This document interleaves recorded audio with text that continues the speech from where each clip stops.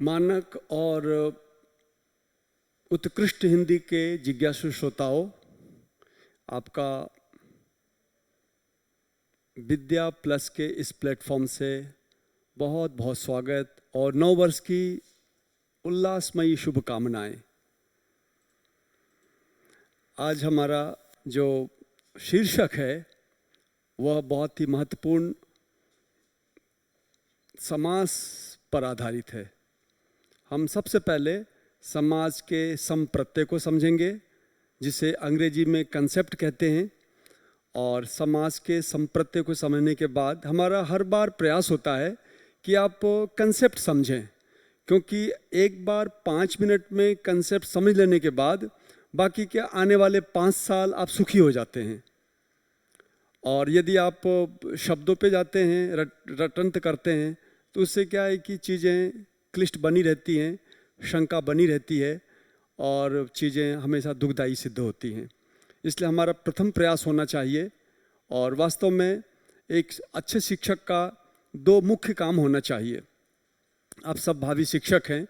मैं जब कभी कोई ऐसी महत्वपूर्ण बात आती तो आपसे मैं इसे संप्रेषित करना चाहता हूँ, आपको बताना चाहता हूँ। टीचर का, अध्यापक का मुख्य 2 काम है। एक तो चीज़ों को सरलीकृत करके उसको बताना, उसे उत्साहित रख, और दूसरा काम होता है बच्चे को स्वाध्याय के लिए प्रेरित करना। यदि आप में स्वाध्याय की आदत पड़ गई तो समझो आप हिंदी के विशेषज्ञ बन गए। तो स्वाध्याय कैसे किया जाए? देखिए, बच्चा जो है जब पढ़ने बैठता है तो बहुत सारी चीज़ें वो समझ नहीं पाता है। जब समझता नहीं है तो उसकी रुचि कम हो जाती है या वो उसे विषय अरुचिकर लगता है। आप ऐसे सैकड़ों बच्चों को जानते होंगे, या आप ध्यान देंगे तो आपको पता चलेगा उन बच्चों को संबंधित विषय अच्छे लगे हैं जिन बच्चों के अध्यापक ने उन्हें 2 तरह से पढ़ाया। या तो रुचि से पढ़ाया, उसमें रुचि जगा दिया, उस बच्चे ने उस विषय के प्रति अपनी निष्ठा विकसित कर ली। तो इस तरह से किसी विषय में निष्ठा विकसित करने के लिए आवश्यक है कि हम बच्चे को स्वाध्याय के लिए प्रेरित करें, सेल्फ स्टडी के लिए प्रेरित करें। और जो चीज़ हम पढ़ाने जा रहे हैं वो ऐसा परोसें जैसे हलवा हो। हलवे की तरह सरल करके चीज़ें देने से चाहे कितना भी क्लिष्ट विषय हो, सब समझ में आ जाता है। तो आइए, समाज के बारे में हम हलवा बनाते हैं आज, और समाज के कंसेप्ट को समझने का प्रयास करते हैं, जिसकी वजह से हजारों समाज के शब्द आपको हस्तामलकवत हो जाएंगे। हस्तामलकवत एक सूक्ति है। जो आपकी सूक्तियाँ आती हैं तो सूक्तियों में एक सूक्ति ये भी है, हस्तामलकवत। ऐसी वस्तु जो पूरी तरह से आपके हस्तगत हो। आंवला जो होता है ना, आंवला, आमलक कहते हैं आंवले को। आप बिल्व फल हाथ में रखेंगे तो पूरी तरह से बिल्व फल आपके हाथ में नहीं आएगा, क्योंकि बड़ा होता है। लेकिन आंवला जो पूरी तरह से हाथ में आ जाता है। इसलिए विद्वानों ने कहावत बनाई है, हस्तामलकवत। आइए, समास को हस्तामलकवत करते हैं और इस पर हम चिंतन करते हैं। पहले तो आज का हमारा जो विषय है वो है समास। ठीक है, समास।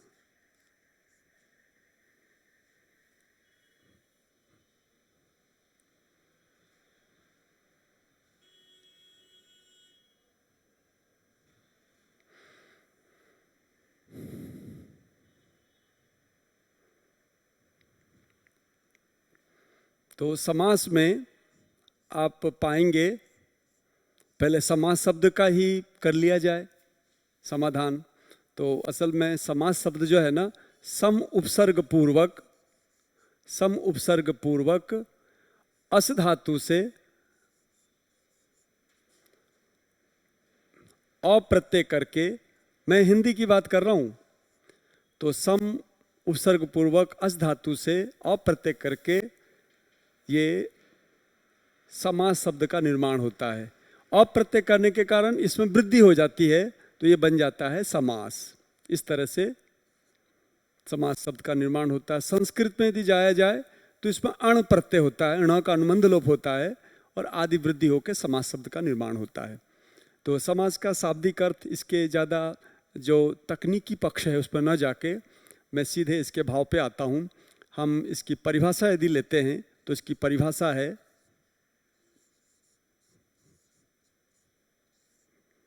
इसकी परिभाषा आप देखेंगे, इसकी परिभाषा बहुत ही सरल और रुचिपूर्ण है और वो है संक्षेपीकरण।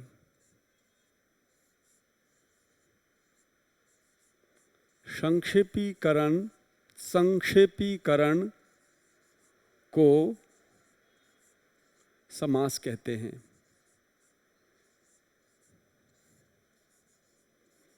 संक्षेपीकरण को समास कहते हैं, ये परिभाषा है। संक्षेपीकरण कैसे? संक्षेपीकरण का मतलब छोटा करना। छोटा करना कैसे? देखिए बहुत ही सरल है, उदाहरण लेते हैं हम। उदाहरण में आप पाएंगे कि ये बहुत लंबा चौड़ा शब्द भी छोटा हो जाता है। जैसे बैलगाड़ी, हम सब ग्रामीण पृष्ठभूमि के देश के निवासी हैं। बैलगाड़ी है ना, हमारा जो 70% आबादी है वो ग्रामीण है, तो क्यों नहीं हम ग्रामीण संस्कृति के महत्वपूर्ण शब्द को उदाहरण के रूप में लें। शब्द है बैलगाड़ी, और बैलगाड़ी का जो संक्षिप्त रूप है बैलगाड़ी है। इसको वास्तव में देखा जाए तो इसका जो अर्थ है वो इस प्रकार से, अर्थ या विग्रह जो है ना, ये तो है आपका समस्त पद, इसका नाम है समस्त पद। समस्त पद का एक नाम होता है सामासिक पद। सामासिक पद, उसी का तीसरा नाम होगा समास। ठीक है, समस्त पद, सामासिक पद और तीसरा नाम क्या है? समास। ये तीनों बैलगाड़ी जो संक्षिप्त पद है इसका, हालांकि इसे संक्षिप्त पद भी कह सकते हैं, पर व्याकरण के पाठ्यक्रम में संक्षिप्त पद कहने की परिपाटी नहीं है। हम इसे 3 नामों से बुलाएंगे, और इसका जो विस्तार रूप है जिसका अर्थ है बैल के द्वारा खींची जाने वाली गाड़ी। खींची जाने वाली गाड़ी।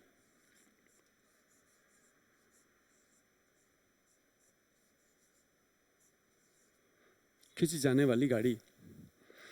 तो इस तरह से आप पाएंगे कि हमारे पास जो शब्द है वो है 1, 2, 3, 4, 5 और ये 6 और ये है 7। इन 7 शब्दों के विग्रह से, और ये जो चीज है ना, वो ये जो शब्दों का समूह है इसे कहते हैं विग्रह। इसे कहते हैं हम विग्रह। तो विग्रह का अर्थ स्पष्ट हो गया। जैसा मैंने पहले ही बताया, हम पहले कंसेप्ट पे काम करते हैं, हम पहले संप्रत्यय पे काम करते हैं, हम पहले अवधारणा पे काम करना चाहते हैं। अवधारणा, संप्रत्यय कंसेप्ट के नाम हैं। तो पहले कंसेप्ट समझ लीजिए, बाकी बातें अपने आप सरल हो जाएंगी। और यदि कंसेप्ट कर स्पष्ट नहीं है तो हमें पग पग पे परेशानियों का सामना करना पड़ता है। देखिए विग्रह, बैल के द्वारा खींची जाने वाली गाड़ी। अब यहाँ पे आप देखेंगे तो जब हम बैलगाड़ी शब्द पे आते हैं तो यहाँ पे ये बैल 1 नंबर का शब्द है और 7 नंबर का शब्द कौन सा है? गाड़ी। तो यानी पहला शब्द और गाड़ी शब्द, इन दोनों को हमने काम में लिया। के का लोप किया, द्वारा का लोप किया, खींची का लोप किया, जाने का लोप किया, वाली का लोप किया। तो ये बताइए, बैलगाड़ी और बैल के द्वारा खींची जाने वाली गाड़ी हम जब भाषा में प्रयोग करेंगे तो स्पष्ट है कि हम इस तरह का शब्द लंबा चौड़ा नहीं बोलेंगे, बैलगाड़ी का प्रयोग करेंगे, क्योंकि इससे समय बचेगा और हम अपने भाव को सामने वाले को बता पाएंगे। इसलिए इस तरह का आविष्कार समास के रूप में लोगों ने भाषा बनाने में की है। समास जो है अनेक शब्दों का निर्माण करता है। समास के जो कुछ अवधारणाएं हैं उन अवधारणाओं का प्रयोग कीजिए और हजारों शब्दों को बनाने का आधिकारिक विद्वान बनिए, क्योंकि समास शब्द निर्माण सिखाता है, संधि शब्द निर्माण सिखाता है, समास शब्द निर्माण सिखाता है, संधि शब्द निर्माण सिखाता है, प्रत्यय शब्द निर्माण सिखाता है, उपसर्ग शब्द निर्माण सिखाता है, मानक लेखन विधियां जो हैं शब्द निर्माण के पद्धति बताते हैं। इन शब्दों को जान के हम शब्दों के मालिक बन जाते हैं, शब्दों का सही प्रयोग करना सीख जाते हैं और आप सफलता के रास्ते पर चल पड़ते हैं। तो देखिए बैल के द्वारा यहाँ पे कितने शब्दों का लोप हुआ है? 1 2 3 4 5 शब्दों का लोप हुआ, 5 शब्द हट गए और बैलगाड़ी को जोड़ा, ये बैल और ये गाड़ी दोनों जुड़ा तो बन गया बैलगाड़ी। बैलगाड़ी, ये जो बैलगाड़ी है क्या हो गया? समस्त पद हो गया, समस्त पद, इसी को कहते हैं समास। अब समास किया हमने, अभी ये समास नहीं था, ये विग्रह था। जैसे हमने जोड़ा इनका सबका लोप करके, हमने इसको जोड़ा तो ये बन गया बैलगाड़ी। इस प्रकार समास में हम वापस परिभाषा पे आते हैं। संक्षेपीकरण को समास कहते हैं। देखिए ये संक्षिप्त रूप हुआ या नहीं हुआ, अपने 5-5 शब्दों का लोप किया तब जाके बैलगाड़ी शब्द बना। तो यहाँ पे हमने इन शब्दों का लोप किया है और फिर बैलगाड़ी शब्द का हमने निर्माण किया है। तो इस प्रकार से संक्षिप्तीकरण को समास कहते हैं। ये परिभाषा स्पष्ट रूप से आप देख सके, जान सके।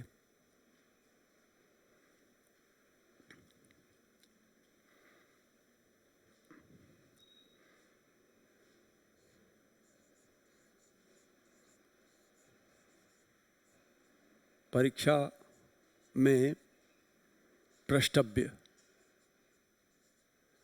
परीक्षा में क्या क्या बातें पूछी जाती हैं, यदि प्रश्न उठता है तो आप ध्यान रखिए परीक्षा में अधिकतर विग्रह पूछते हैं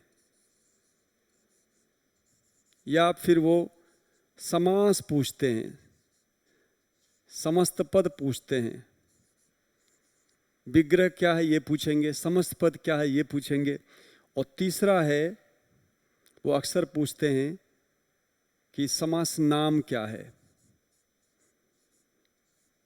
समास नाम क्या है, ऐसा प्रश्न बनता है। और चौथा महत्वपूर्ण प्रश्न है परिभाषाएं।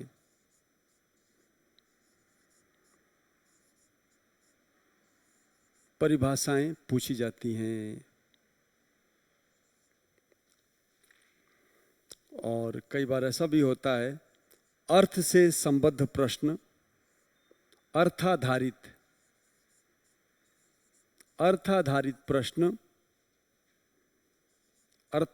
प्रश्न भी पूछे जा सकते हैं। इन पांचों के अलावा समास में कुछ भी सीखने की आवश्यकता नहीं है। अभी आपने जो बैलगाड़ी शब्द देखा उसमें आपसे प्रश्न पूछा जा सकता है। मैं सबसे पहले पहला प्रश्न लेता हूं, आपको संक्षेप में और अवधारणा के स्तर पर सब पे स्पष्ट कर देते हैं, इसके बाद समास की चर्चा और भी हम आगे बढ़ाएंगे। तो देखिए सबसे पहले आपसे पूछा जा सकता है बैलगाड़ी पद में क्या विग्रह है, बैलगाड़ी का विग्रह क्या है, बैलगाड़ी का विग्रह क्या है। ठीक है ना, क्या है कि बजाय मैंने प्रश्नवाचक लगा दिया है, बैलगाड़ी का विग्रह क्या है, और आपको विकल्प देगा वो 1 2 3 4, ये 4 विग्रह। जैसे हम विग्रह लेते हैं तो बैल की गाड़ी, बैल की गाड़ी। दूसरा बैल है जो गाड़ी, बैल है जो गाड़ी।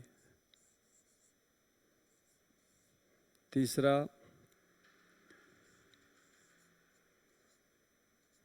बैल पर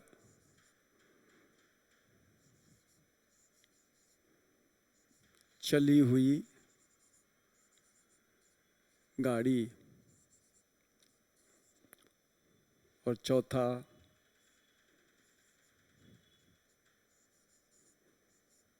बैलों के द्वारा खींची जाने वाली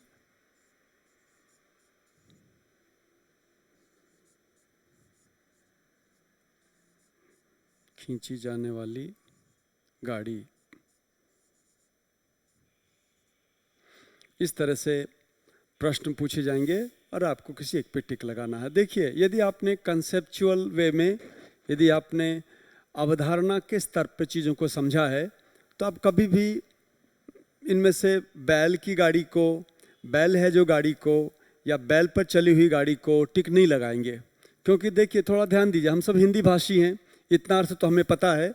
बैल की गाड़ी, तो बैल की गाड़ी नहीं होती है, बैल से संबद्ध गाड़ी होती है, पर ये बहुत कम अर्थ को प्रकट कर रहा है। पूरी तरह से बैलगाड़ी के अवधारणात्मक स्तर पर ये पूरी बात को धारण नहीं कर रहा है, इसलिए उपयुक्त विग्रह नहीं है। एक कारण तो ये है इसका विकल्प न होने का। इसका दूसरा कारण ये है कि आपको हिंदी के अध्यापक ने परंपरा से बैलों के द्वारा खींची जाने वाली गाड़ी याद कराया है, इसलिए आपको ये याद करना है, यही आपको उत्तर देना है। एक बात ये भी होती है, सब जगह लॉजिक नहीं चलता है, क्योंकि कई बार बच्चों का स्तर, चिंतन का स्तर इतना ऊंचा नहीं होता कि लॉजिक को समझ पाए। ऐसी स्थिति में आप चुपचाप चीज़ों को रट लो, याद कर लो। यदि आप में जज्बा है तो समझिए, आइए समझिए, समझना तो बहुत ही अच्छा होता है। तो हम समझेंगे तो बैल की गाड़ी बात सही है, लेकिन शायद 10% या 20% सही है। ये 100% सही नहीं होने के कारण ये हमारा विकल्प सही नहीं है। नंबर 2, बैल है जो गाड़ी, इसका कोई तो तुकबंदी नहीं है। बैल है जो गाड़ी, तो बैल थोड़ी गाड़ी होती है, बैल के ऊपर थोड़ी बैठ के गाड़ी चलाते हैं। बैल गाड़ी को खींचता है, फिर गाड़ी चलती है, इसलिए ये वाला विकल्प तो हो ही नहीं सकता। तो इसको हमने इसलिए काटा क्योंकि ये पूरी तरह से अर्थ का संवहन नहीं कर रहा है। ये विकल्प इसलिए गलत है क्योंकि जो गाड़ी होती है वो ऐसा नहीं होती, बैल गाड़ी नहीं होती है, बल्कि बैल के द्वारा खींची जाने वाली गाड़ी होती है। बैल पर चली हुई गाड़ी भी अपने आप में गलत विकल्प है, क्योंकि ये पूरी तरह से हमारे भाव को, जो बैलगाड़ी हैं, उस अर्थ को प्रकट नहीं कर रहा है।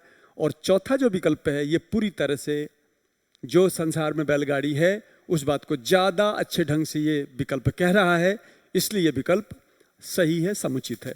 इस तरह से आप पाएंगे विग्रह पर आधारित ये प्रश्न बनते हैं। दूसरा प्रश्न समस्त पद का ले सकते हैं हम। तो समस्त पद 4 विकल्प देके, पहले बैल के द्वारा खींची जाने वाली गाड़ी दे दिया, फिर 4 विकल्प देगा वो, और चारों विकल्प में एक विकल्प रहेगा बैलगाड़ी। तो जाहिर है हमने बैलगाड़ी पढ़ा है, तो असल में हम प्रश्न में जाने से पहले यदि चीज़ों को ठीक से समझा है तो प्रश्न अपने आप फटाफट होने लग जाते हैं। इसलिए मैं चाहूँगा कि आप इन चीज़ों पे, कई बच्चे बिना पढ़े, बिना जाने, 4 लाइन पढ़ा नहीं, बस पूछना शुरू कर देते हैं कि क्वेश्चन क्या आएगा, फिर प्रश्न क्या आएगा, फिर कैसा बनेगा। अरे भाई, प्रश्न कैसा बनेगा, जिंदगी खराब कर ली तुमने बिना पढ़े। पहले पढ़ तो लो, पहले पूरी बात पढ़ो, इसके बाद प्रश्न बनाओ। कई बच्चे खुद ब खुद उलझते हैं प्रश्नों में, खुद ब खुद गलत प्रश्न बनाएंगे और कहेंगे सर ऐसा होगा तो क्या होगा, ज़्यादा होशियारी मारते हैं वो, असल में मूर्ख होते हैं। आप चुपचाप पहले पौधे को बढ़ने दीजिए। पौधा लगाया है नहीं, आम की बात करने लग गए, तो ऐसा करना निहायत मूर्खता है, ऐसा व्यक्ति को नहीं करना चाहिए। आप पहले चीज़ों को ठीक से समझिए, क्योंकि आप बिना प्रतीक्षा किए, समुचित समय दिए, पूरा जो पाठ्यक्रम है उसको बिना ठीक से जाने समझे आप प्रश्नों पे जाएंगे तो पूरी भ्रांति फैलेगी और लेने के देने पड़ जाएंगे, आता हुआ प्रश्न भी गलत हो जाएगा। इसलिए जो एक पद्धति है उस पद्धति से चलिए। यदि मोटरसाइकिल पे 2 जने को ही अनुमति है तो 2 ही चलो, 3 चलोगे तो जाहिर है दुर्घटना को हम आमंत्रित करेंगे। यदि मोटरसाइकिल हमें हेलमेट लगा के चलने का नियम है तो आप इसको करिए, नहीं करेंगे तो जल्दी दुर्घटनाग्रस्त होंगे हम। तो इसी तरह से आप यहाँ पे जो चीज़ें हैं पहले एक बार समझिए, जानिए, इसके बाद आप आइए, तो आप फटाफट सब होने लग जाएगा। तो विग्रह वाले प्रश्न इस तरह से बनेंगे। समस्त पद इस पे आधारित है, ऐसा प्रश्न बन सकता है। कैसा, जैसे देखिए, इसी का ले रहा हूं मैं दूसरा प्रश्न।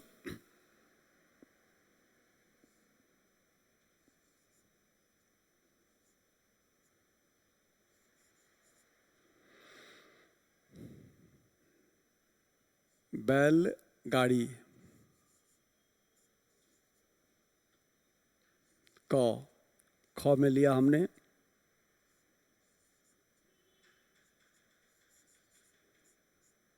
बैलों की गाड़ी, तीसरा लिया हमने बैलगाड़ी, और चौथा लिया हमने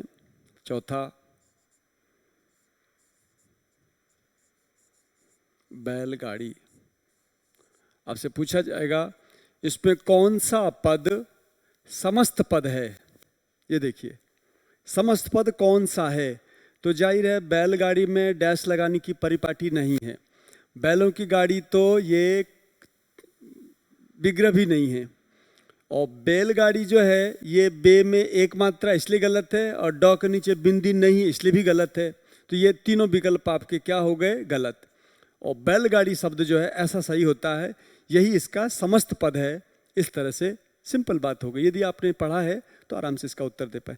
समास नाम, जब हम समास पढ़ने शुरू करते हैं तो देखा जाए तो समास नाम जो है ना, जब बीच के शब्दों का लोप होता, अभी देखा था आपने, बैल के द्वारा या बैलों के द्वारा खींची जाने वाली गाड़ी, यहाँ पे आपने पाया था 5-5 शब्दों का लोप हो रहा है। चूंकि बीच के शब्दों का लोप हो रहा है इसलिए इसका नाम है मध्यम पद लोपी तत्पुरुष समास। मध्यम पद लोपी, मध्यम पद लोपी तत्पुरुष समास। तो हम इस पे अभी नहीं जा रहे हैं, हम तो केवल बता रहे हैं कि प्रश्न ऐसे ऐसे बन के आएंगे।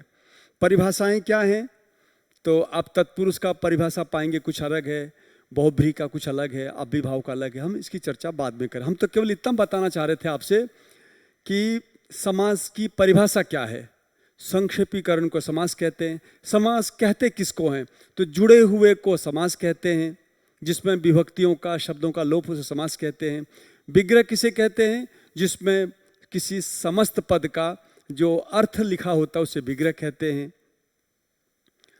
और बैलगाड़ी का अर्थ क्या है, तो बैलगाड़ी का अर्थ और बैलगाड़ी का विग्रह बहुत बार एक जैसा होता है। ध्यान दीजिएगा, बैलगाड़ी का अर्थ और बैलगाड़ी का विग्रह जो है वो लगभग एक जैसा है।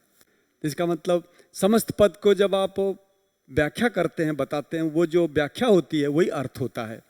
तो ऐसे प्रश्न आपके समास से संबंधित हो सकते हैं। तो समास को समझने के प्रयास में हम यहाँ तक पहुँचे हैं कि समास की परिभाषा क्या है, समास के प्रश्न कैसे बनते हैं, और समास है क्या। तो समास जो है संक्षेपीकरण को समास कहते हैं।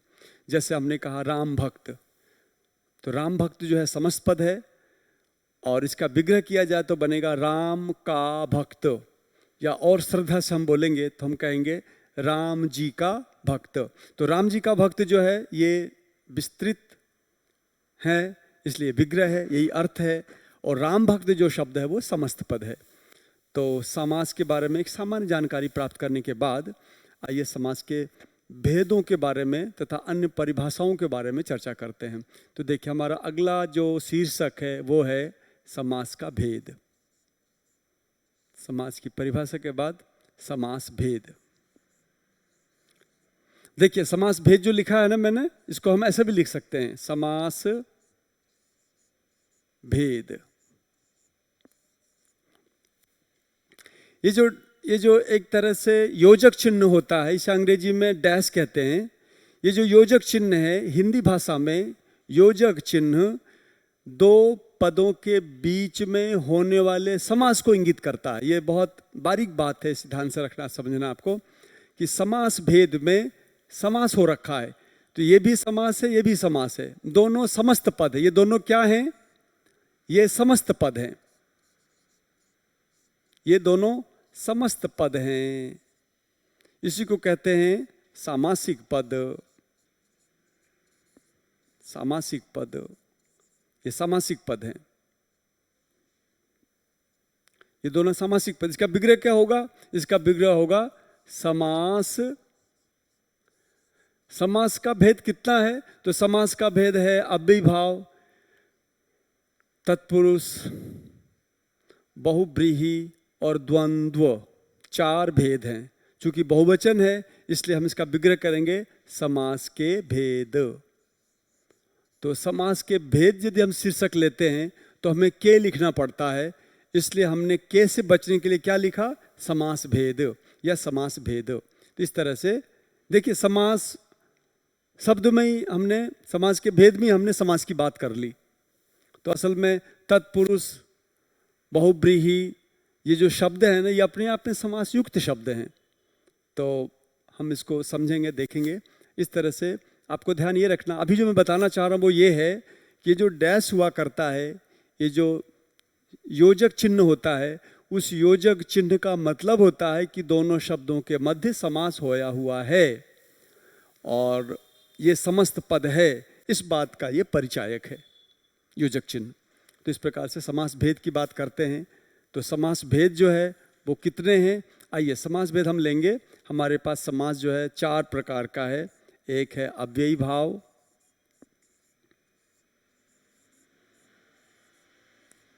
दूसरा है तत्पुरुष,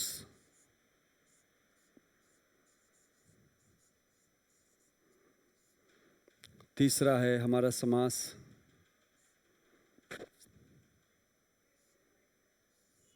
बहुब्रीहि,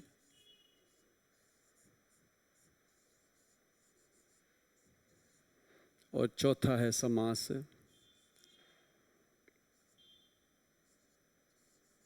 द्वंद्व या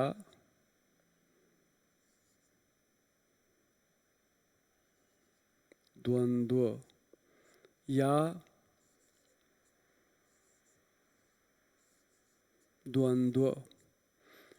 ये ज़्यादा मानक है, हालांकि ये भी सही है, ये भी सही है, लेकिन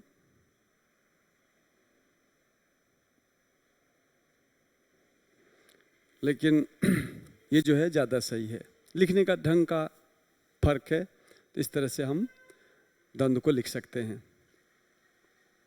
तो कितने समास हो गए, आपके दिमाग में ये बात बैठ जाए इसलिए मैं इसको साफ साफ लिख दूं। ये 4 प्रकार के समास हैं। अब यहाँ पे आपको भ्रांत होने की आवश्यकता नहीं है। यहाँ पे नए तत्पुरुष समास, कर्मधारय समास, या बहुत सारे और भी जो समास के भेद हैं, वो सब के सब तत्पुरुष और द्वंद्व आदि के भेद हैं। उन भेदों को हम यहाँ डाल नहीं रहे हैं, नए या दिगु या कर्मधारय, उसको हम यहाँ नहीं डालना चाह रहे हैं, क्योंकि वो भेद हैं और भेद होने के कारण उनको भेद के स्थान पे लिखेंगे। हम यहाँ क्यों लिखें उसको, इसलिए हमने इसको यहाँ पे नहीं लिखा है। तो यहाँ देखेंगे आप, हमारा जो समास है वो 4 प्रकार का है। तो मैं आज थोड़ा सा इस तत्पुरुष की भेद की बात करके अपनी बात शुरू करूँगा। 1, 2, 3, 4, 5, 6, 7, इसमें मैं नंबर डालूंगा। Number 1, number 2, number 3, number 4, 5, 6, 7। आपको कुछ नहीं करना है, आपको केवल ये ध्यान रखना है कि ये समास का वो था, क्योंकि शब्द जब पूछे जाएंगे, समास का नाम पूछा जाएगा। आप कैसे पहचानेंगे कि इस समास में कौन सा समस्त पद है या इस समस्त पद में कौन सा समास है, तो उसके विषय में मैं एक प्रारूप तैयार करता हूँ। इसे आप गौर से देखिए। ये जो पहला लिखा है इसका नाम है प्रथमा। इसी को कहेंगे हम कर्मधारय,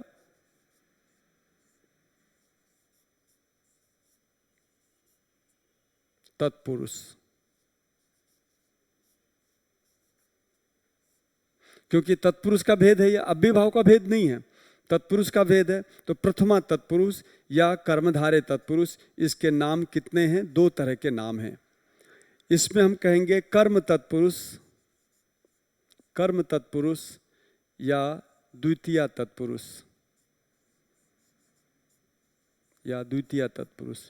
इसे कहेंगे हम करण तत्पुरुष।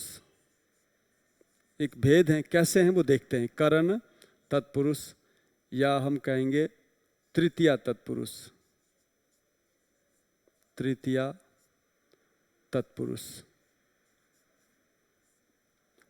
इसे नाम दूंगा मैं संप्रदान तत्पुरुष, या फिर हम कहेंगे चतुर्थी तत्पुरुष।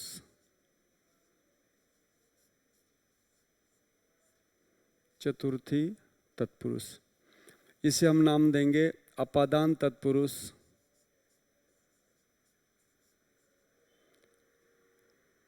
इसे कह सकते हैं हम पंचमी तत्पुरुष।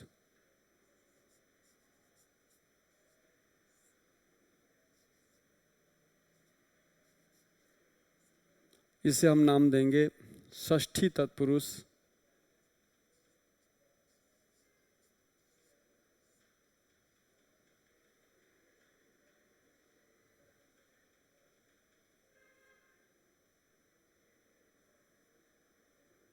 इसे हम नाम दे रहे हैं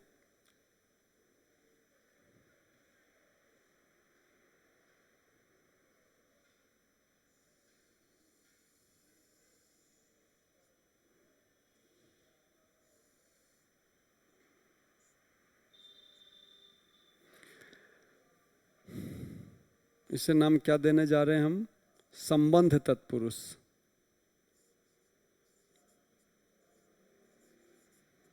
संबंध तत्पुरुष, और ये हो जाएगा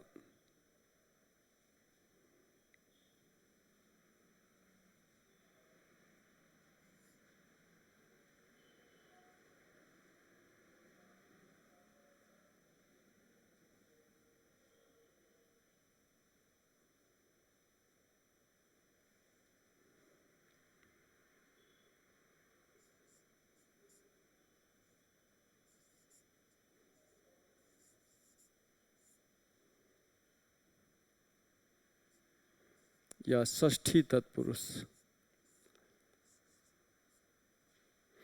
इसे नाम देंगे हम अधिकरण तत्पुरुष, और इसी का दूसरा नाम होगा सप्तमी तत्पुरुष।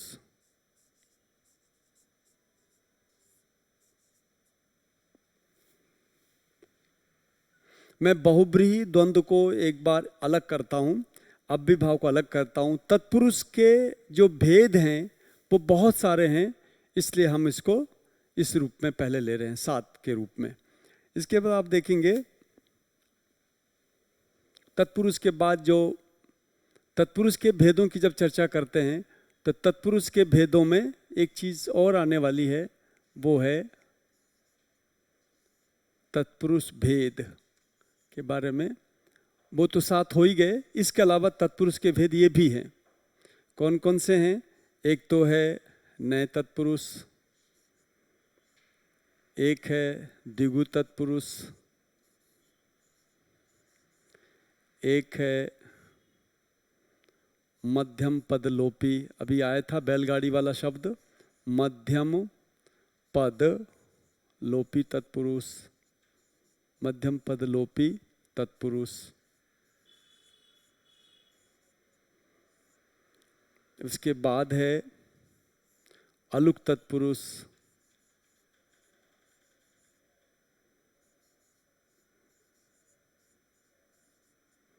इसके बाद है प्रादि तत्पुरुष,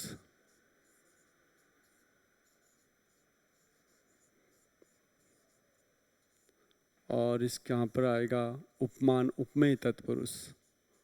उपमान उपमेय तत्पुरुष। ठीक है, 7 आ चुका था पहले, अब इसे आप 8वां 9वां भेद, इसे 10वां भेद, इसे 11वां भेद, और इसे 12वां भेद, और इसे 13वां भेद आप मान सकते हैं। ठीक है, तो अब हम थोड़ा सा इसके विषय में और डिस्कस कर लेते हैं और चर्चा कर लेते हैं। नए तत्पुरुष का जो समस्त पद है वो है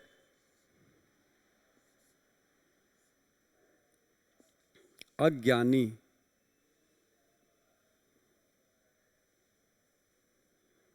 इसका मैं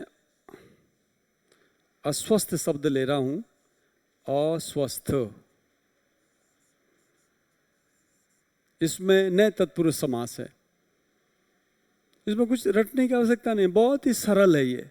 जब कभी नहीं अर्थ का अ आए, समझ जाना वो नए तत्पुरुष समास है। इसका नाम क्या है? नए। च छ ज झ य वाला जो य है वो य यहाँ पे न के य के बाद है, तो ये नए तत्पुरुष समास है। कब? जब आप नहीं अर्थ के अ के साथ कोई शब्द देखते हो। जैसे अस्वस्थ है, ये हो गया आपका समास का शब्द। इसका विग्रह क्या होगा? इसका विग्रह होगा न स्वस्थ। अब इस बात को जान लेने के बाद 2 4 10 नहीं, 10,000 शब्दों को आप इसी तरह से जान सकते हैं। यदि मैं लिखूं यहाँ पे अकुशल, यदि मैं यहाँ लिखूं अकुशल का विग्रह क्या होगा? न कुशल। कितना सरल है। नहीं अर्थ वाला अविद्यमान है, इसलिए हम इसको क्या कहेंगे? ये नए तत्पुरुष समास का उदाहरण है। इसी तरह से और भी शब्द ले सकते हैं आप, जैसे अगोचर। इसका विग्रह क्या होगा? अगोचर का विग्रह होगा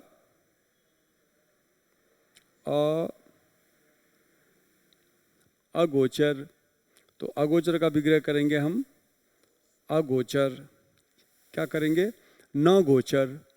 तो मुझे नहीं लगता कि मुझे हजारों शब्द लिखने की आवश्यकता है। जब जब नहीं अर्थ का ये आने लग जाए तो समझ जाना वहाँ पे नहीं तत्पुरुष समास है। अब जैसे हमारे पास एक शब्द है अभिज्ञ,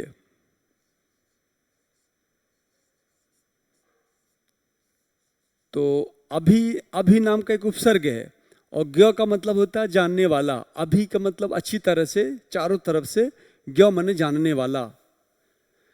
तो अभिज्ञ का अर्थ हुआ ज्ञाता। यहां जो अभी का अ है वो नहीं अर्थ वाला नहीं है। चूंकि ये नहीं अर्थ वाला नहीं है, इसलिए अभिज्ञ में आप नए तत्पुरुष समास नहीं कहेंगे। ये हमने प्रत्युदाहरण लिया, इसे कहते हैं प्रत्युदाहरण। प्रत्युदाहरण। तो किसी चीज को समझने के लिए उदाहरण दिया जाता है और प्रत्युदाहरण देके भी हम उसको समझ लेते हैं। तो अभिज्ञ जो है ये प्रत्युदाहरण होने के कारण, ये इसमें नहीं अर्थ नहीं होने के कारण हम इसे, इसका उदाहरण नहीं मानेंगे। तो इस प्रकार से आप नए तत्पुरुष समास को समझ लिया। बहुत सरल है। दिगु जो है इसकी विशेषता है संख्या पूर्व।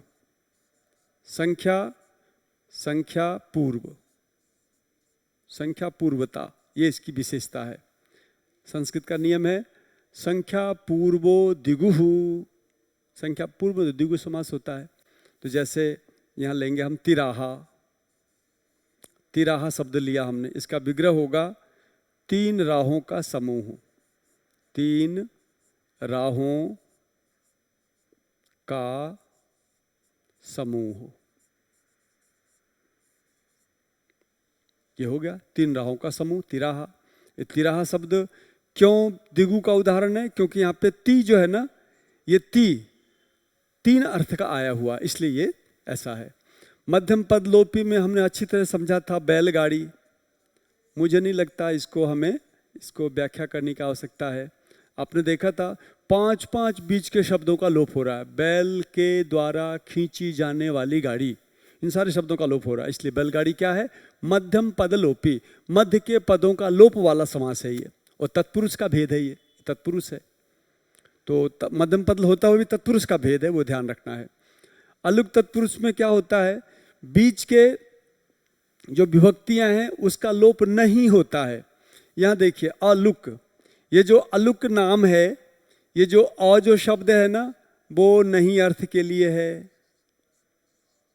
और ये जो लुक है ना, ये लुक, ये वाला लुक नहीं है, ध्यान रखना, गड़बड़ मत कर देना आप। ये लुक नहीं है, ये लोप का संस्कृत रूपांतरण है। लोप, ये लोप वाला लुक है, लोप वाला। अलुक का मतलब हुआ जहां पे लोप नहीं होता हो। जैसे देखिए हमारे पास शब्द है जाने जिगर। एक शब्द है जाने जिगर।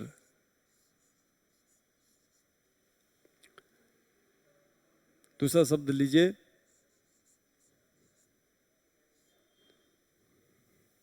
अरे ये बहुत ही रोचक सब्जेक्ट है, बहुत ही आनंदप्रद विषय है, और इन शब्दों का प्रयोग आप रोज करते हो, रोज करते हो, रोज जानते हो, पर चूंकि इसकी तकनीकी पक्ष पे आपका ध्यान नहीं गया था, इसलिए आपको पहले कठिन लगता है। एक फिल्म आई थी, उसका नाम था दावते इश्क, यानी प्यार का निमंत्रण। कितना आह्लादक शब्द है, प्यार का निमंत्रण। कोई प्रेमी या प्रेमिका एक दूसरे को निमंत्रण दे प्यार का, तो कितनी आह्लादक स्थिति होती है। तो देखिए हमारा शब्द है दावते, दावत ए इश्क, दावत ए इश्क। इसको मिला देते हैं तो बन जाता है दावते इश्क। अब जानने की बात यह है, जाने जिगर को हम ऐसे भी लिख सकते हैं, जान ए जिगर, ऐसे भी ले सकते हैं। तो जान ए जिगर या जाने जिगर, दावते इश्क या दावते इश्क, दोनों तरह से लिख सकते। यहाँ जो ए है, मार्केबल जो चीज है, जो महत्वपूर्ण ध्यातव्य बात है वो ये है, यहाँ जो ए है वो काके की के अर्थ में उर्दू का है। ये उर्दू में काके की के लिए, रारे री के लिए ए का प्रयोग होता है। और आपको पता है ना, राम का भक्त, जब आप समास करते हैं तो राम भक्त शब्द जुड़ जाता है, क का लोप हो जाता है, राम का लोप हो जाता है। लेकिन देखिए का अर्थ बताने वाला जो ए है, यहाँ पे उसका लोप नहीं हुआ है। चूंकि विभक्ति ए जो है विभक्ति है, काके की के अर्थ में उर्दू में आता है। हमें नहीं पता था कि उर्दू का काके की है, तो अब मैं बता रहा हूँ आपको कि उर्दू का काके की है। और इस काके की का लोप हमेशा होना चाहिए था समास में, पर यह होता नहीं है।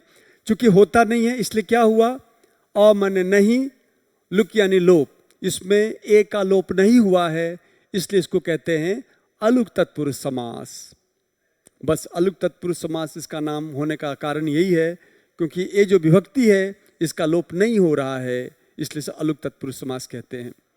इसमें हमारे बहुत सारे संस्कृत के शब्द भी आते हैं, इसकी चर्चा मैं अगले चरण में करूंगा जब हम इसको और अधिक व्याख्या से लेंगे। तो पहले आपको मोटा मोटी बात समझनी है कि यार अलुक नाम क्यों है इसका। इसलिए है नाम, देखिए बहुत सरल बात है, इसलिए इसका नाम है। प्रादि तत्पुरुष में क्या होता है, प्रादि का मतलब होता है, ये जो उपसर्ग होते हैं ना, प्र परा अपसम अनु अब, जब आएगी इसकी बारी तब हम प्र परा अपसम की चर्चा करेंगे। तो ये जो प्र परा आदि है इसको प्रादि कहा जाता है। प्रादि का मतलब होता है उपसर्ग। एक बार हम ये जान लें कि प्रादि का मतलब होता है उपसर्ग। ये प्रादि क्या है, उपसर्ग है। जहाँ पे तत्पुरुष में प्र आदि उपसर्ग आ जाए वो प्रादि तत्पुरुष समास कहलाता है। जैसे देखिए हमारे पास शब्द है प्राचार्य, प्राचार्य। हमारे साथ शब्द है विदेश, है ना। तो आप देखेंगे प्र उपसर्ग आया हुआ है, बी उपसर्ग आया हुआ है, और ये क्रिया विशेषण का काम नहीं कर रहे हैं। देखिए कई बार ऐसा होता है, जब आप पढ़ रहे होते हैं तो वो अदूरदर्शी छात्र है जो पहली ही बार में सारा कुछ समझने की कोशिश करता है। ऐसा नहीं होता है। जो चीज़ें हजारों लाखों साल में या कई बार सैकड़ों साल में जो चीज़ विकसित होती है वो धीरे धीरे ही हृदयंगम हो पाता है। तो आप सोचें कि एक बार में सब कुछ समझ लें तो आप गलती कर रहे होते हैं। सब कुछ एक तरह से नहीं आता है, कम से कम हिंदी में तो ऐसा है। आप एक बार सामान्य बात समझें और फिर सामान्य बात जानने के बाद एक आधार बन जाए, तब फिर ज्ञात से अज्ञात की ओर जाया जाता है।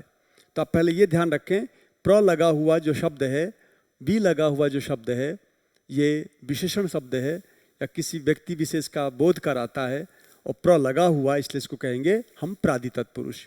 इसका विग्रह क्या होगा, इसका विग्रह है प्रगत, प्रगत आचार्य, प्रगत आचार्य। विदेश का क्या होगा,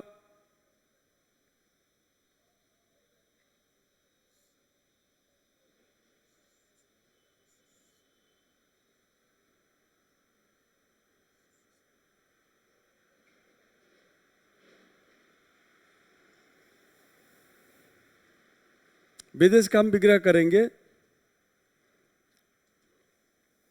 विदेश का विग्रह होगा विगत देश। जो देश दूर हो उसे हम विगत देश कहेंगे, तो विगत देश। इस तरह से तो सामान्य तौर पे आपको ये ध्यान रखना है कि उपसर्ग लगा हुआ, क्योंकि उपसर्ग प्रादि और उपसर्ग दोनों एक दूसरे के पर्याय हैं। ऐसी स्थिति में उपसर्ग लगे हुए जो शब्द होते हैं वो प्रादि तत्पुरुष के होते हैं। उपमान उपमेय में आपको ध्यान देने की बात यह है कि उपमान का मतलब होता है तुलना और उपमेय का मतलब होता है तुल्य। ध्यान देना आप, उपमान का मतलब होता है तुलना और उपमेय का मतलब होता है तुल्य। जैसे कवियों के समक्ष कोई नायिका है तो नायिका को कहा जाता है उपमेय, क्योंकि नायिका की तुलना हम चंद्रमा से करने जा रहे हैं। नायिका के मुखमंडल की तुलना हम चंद्रमा के आभा से करने जा रहे हैं, तो हम कहेंगे नायिका का जो मुखमंडल है वो उपमेय है और जो चंद्रमा दूर है वो उपमान है। इससे बार बार इसकी आवृत्ति करके याद कर लें। जो कवि के समक्ष होता है वो उपमेय होता है, और जो कवि की आंखों से ओझल होता है, जिससे वो कवि विशिष्ट समझता है और उसकी तुलना वो सामने वाली नायिका के मुख से कर रहा है। जैसे कोई बालक है, शेर की तरह है बालक, बहुत सूरवीर साहसी है, शूरवीर साहसी कोई बालक है, तो बालक जो है वो है उपमेय और जो शेर है वो है उपमान। तो जब ऐसा समास करते हो आप, उसे कहा जाता है उपमान उपमेय तत्पुरुष समास। उदाहरण ले रहा हूँ मैं, अपनी बात यहाँ ख़त्म करूँगा मैं इसको लेके। जैसे हमने कहा कमल नयन। अब देखिए भगवान विष्णु जो है ना वो कमल नयन है, या कोई नायिका हो सकती है कमल नयना, या कोई नायक हो सकता है कमल नयन। तो इसका विग्रह होगा कमल के समान नयन। देखिए उपमान रूप में आया कि नहीं आया? कमल तो है उपमान और नयन है उपमेय। तो उपमान उपमेय की चर्चा होने के कारण यह समास कैसा है? उपमान उपमेय तत्पुरुष समास है। इस प्रकार आज मैंने समास का जो कंसेप्ट बताया, आप बजाय आगे बढ़ के समास रटने की बजाय आप यदि ध्यान से इसी पर घूमते फिरते हैं, इसी को बार बार यदि देखते हैं, तो इसके सहारे आप हजारों समास को बहुत ठीक से कर पाएंगे। जैसा मैंने बताया, हमारा उद्देश्य होता है, अध्यापक का सही उद्देश्य होता है सबसे पहले चीज़ों को सरल करके कंसेप्ट बताना और इसके बाद बच्चे को जिज्ञासु बनाना, प्रेरित करना। और इस मामले को यदि आप समझ जाते हैं तो आप सफल अध्यापक बन सकते हैं। तो ये चीज़ है। इसकी आगे की चर्चा यानी बहुब्रीहि और उसकी द्वंद्व की चर्चा हम अगले सेशन में करेंगे। आपको इस ज्ञान यज्ञ में सम्मिलित होने के लिए बहुत बहुत शुभकामना और बधाई। 9 वर्ष की एक बार फिर से बधाई देते हुए मैं अपने वक्तव्य को यहाँ विरमित करता हूँ। धन्यवाद।